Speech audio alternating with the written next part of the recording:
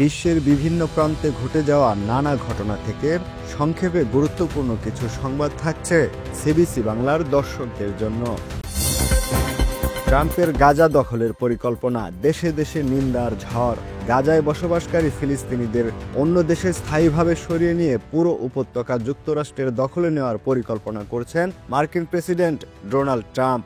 মঙ্গলবার হোয়াইট হাউসে ইসরায়েলি প্রধানমন্ত্রী বেঞ্জামিন বেনিয়ামিনকে সঙ্গে নিয়ে এই যৌথ সংবাদ সম্মেলনে তিনি এই ঘোষণা দেন। তার এই প্রস্তাব সামনে আসতেই বিশ্বজুড়ে প্রতিবাদের ঝড় উঠেছে। ট্রাম্পের পরিকল্পনার তীব্র নিন্দা জানিয়েছেন সৌদি আরব, চীন, রাশিয়া, তুরস্ক সহ বিভিন্ন দেশ ও সংগঠন। গাজা দখলে ট্রাম্পের চোখ কপালে তোলা পরিকল্পনা। গাজায় যুদ্ধ, ধ্বংসযজ্ঞ ও ভয়াবহ মানবিক সংকটের মধ্যেই যুক্তরাষ্ট্রের প্রেসিডেন্ট ডোনাল্ড ট্রাম্প এক চমকপ্রদ পরিকল্পনার কথা ঘোষণা করেছেন। তিনি গাজা থেকে ফিলিস্তিনিদের সম্পূর্ণ উচ্ছেদ করে অঞ্চলটির দখল যুক্তরাষ্ট্রের হাতে নেওয়ার প্রস্তাব দিয়েছেন। তার দাবি, গাজাকে মধ্যপ্রাচ্যের রিভিয়েরা বা বিলাসবহুল পর্যটন কেন্দ্রে রূপান্তর করা হবে। আধ্যাত্মিক নেতা আগা খানের মৃত্যু। বিশ্ববিখ্যাত আধ্যাত্মিক নেতা প্রিন্স করিম আগা খান মারা গেছেন। মৃত্যুকালে তার বয়স হয়েছিল ৮৮ বছর। ঘোরদৌড়, বিপুল পরিমাণ সম্পদ এবং বিশ্বজুড়ে উন্নয়নমূলক কর্মকাণ্ডের জন্য তিনি বেশ পরিচিত। তার দাতব্য সংস্থা আগা খান ডেভেলপমেন্ট নেটওয়ার্ক এক বিবৃতিতে তার মৃত্যুর খবর নিশ্চিত করেছেন। বিশ্ববাজারে সোনার দাম বেড়েছে রেকর্ড সর্বোচ্চ। চীন ও যুক্তরাষ্ট্রের মধ্যে বাণিজ্যিক যুদ্ধকে কেন্দ্র করে বিশ্ববাজারে সোনার দাম বেড়ে রেকর্ড সর্বোচ্চ হয়েছে।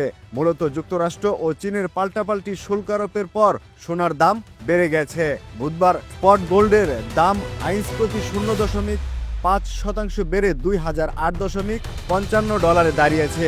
আগের সেশনে এই সোনার দাম বেড়ে রেকর্ড সর্বোচ্চ $2858.12 হয়।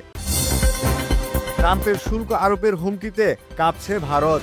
যুক্তরাষ্ট্রের প্রেসিডেন্ট ডোনাল্ড ট্রাম্প দ্বিতীয় মেয়াদে ক্ষমতা গ্রহণের পর থেকেই বাণিজ্যিক নীতিতে কঠোর অবস্থান গ্রহণ করেছেন। প্রতিবেশী দেশগুলোর পাশাপাশি মিত্র ও প্রতিদ্বন্দ্বী দেশগুলোর বিরুদ্ধেও তিনি বাণিজ্যিক সংক্রান্ত কঠোর ব্যবস্থা গ্রহণের ইঙ্গিত দিয়েছেন। সেই তালিকায় নাম রয়েছে ভারতেরও। এই অবস্থায় আগাম ব্যবস্থা হিসেবে এরই মধ্যে আমদানি শুল্ক কমিয়েছে নয়াদিল্লি। তবে তাদের এই পদক্ষেপ ট্রাম্পকে সন্তুষ্ট করতে পারবে কিনা তা নিয়ে উদ্বেগ রয়েছে। ইন্দোনেশিয়ার উত্তর উপকূলে 6.2 মাত্রায় ভূমিকম্প। ইন্দোনেশিয়ার উত্তর মালুকু উপকূলে 6.2 মাত্রায় ভূমিকম্প আঘাত হেনেছে। অবশ্য এর জেরে প্রাথমিকভাবে কোনো হতাহত বা ক্ষয়ক্ষতির খবর পাওয়া যায়নি। সুনামির শঙ্কাও সৃষ্টি হয়নি। বুধবার ব্রিটিশ বার্তা সংস্থা রয়টার্সের প্রতিবেদনে এ তথ্য জানানো হয়। কলকাতা আন্তর্জাতিক বিমানবন্দরে আগুন। কলকাতার নেতাজি সুভাষচন্দ্র বসু আন্তর্জাতিক বিমানবন্দরে একটি অংশে আগুন লাগার ঘটনা ঘটেছে। আগুনের খবর ছড়িয়ে পড়তেই গোটা বিমানবন্দর চত্বরে আতঙ্ক ছড়ায়। বুধবার বিকেলে এই অগ্নিকাণ্ড ঘটে। আগুন এরই মধ্যে নিয়ন্ত্রণে আনা হয়েছে।